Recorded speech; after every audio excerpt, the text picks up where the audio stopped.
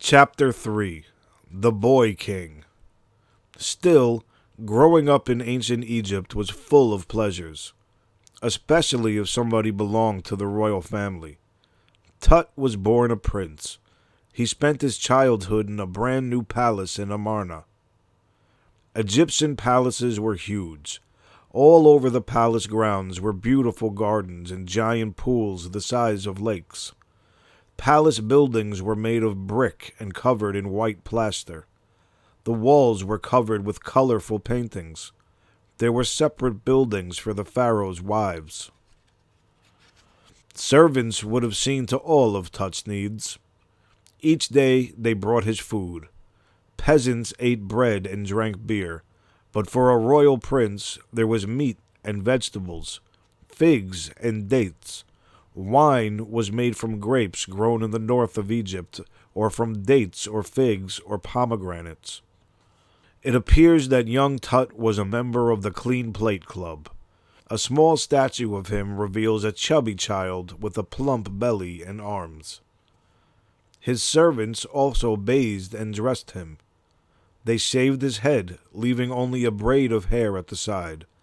This was the hairstyle for a prince. While he slept, they fanned him with ostrich plume fans. That way, the heat would not disturb him. Crocodiles lived in the Nile River, so guards kept watch every time Tut went swimming. Once he got older, he could ride his own chariot drawn by two fine horses with plumed headdresses, or he could sit back and enjoy a boat trip on the Nile. Tut took his bow and arrow and went hunting with his hounds. In the desert, he might shoot an ostrich. Near the river, there were ducks to hunt. Evidently, Tut liked playing a popular board game called Senet. He made sure 4 sets were put in his tomb. Did he like to play music? Perhaps so. Trumpets were found in his tomb. If he didn't want to play himself, musicians would play for him. They would play the harp and lute and pipe. Because of the heat, even princesses and princesses wore light, simple clothing. Paintings of Tutankhamun show him in a pleated kilt of white linen. His clothes were simple, but his jewelry was not. He wore heavy gold bracelets and rings. Some necklaces of beads and gold were so large that they covered his chest. His wife wore lots of heavy, beautiful jewelry.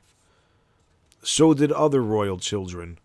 Young boys wore heavy earrings. 2 pairs of Tuts were placed in his tomb. Ancient Egypt was the first place to develop a written language. Boys learned to read and write starting at 4 years old. Did Tut know how? Probably. Writing materials were put inside his tomb. A beautiful brush case belonging to Tut was made from wood covered in gold foil with gemstones.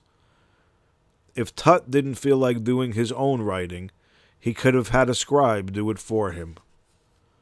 A scribe's job was to write down all the pharaoh's orders and letters for him. The Egyptians didn't have pens or pencils.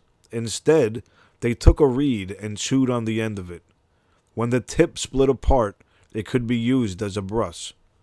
Black ink was made from soot or charcoal. It came in a small, round block. A student had to dip the brush in a water pot before rubbing it on the ink.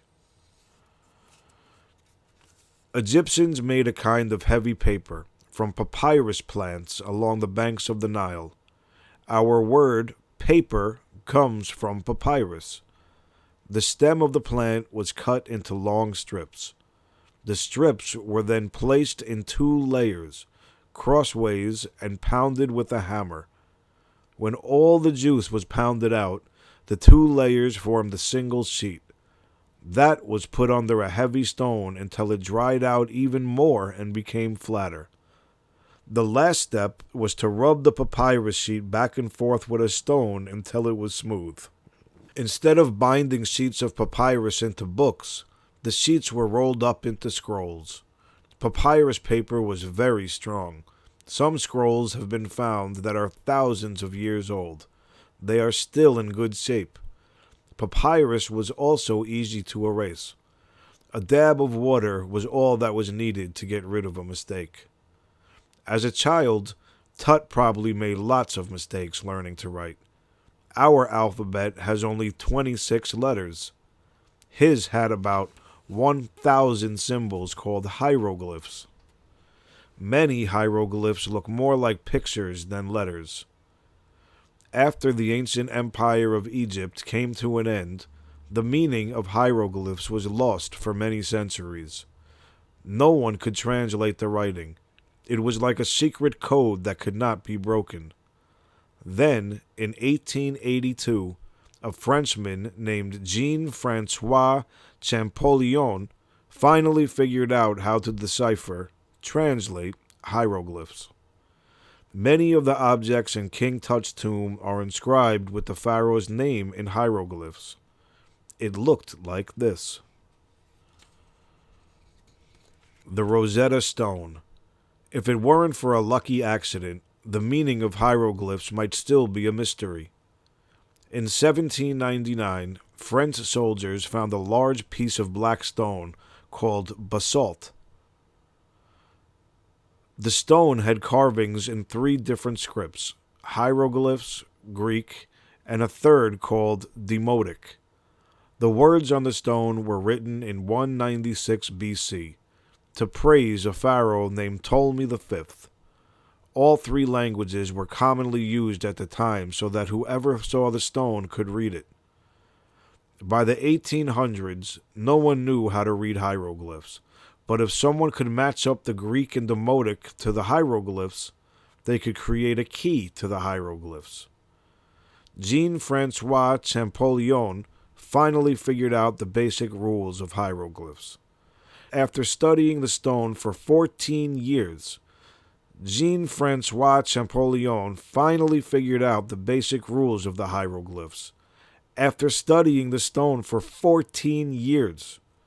Finally, after almost 1,500 years of silence, the language of ancient Egypt could at last be heard. The stone is called the Rosetta Stone after the town where it was found. Today, it is in the British Museum in London.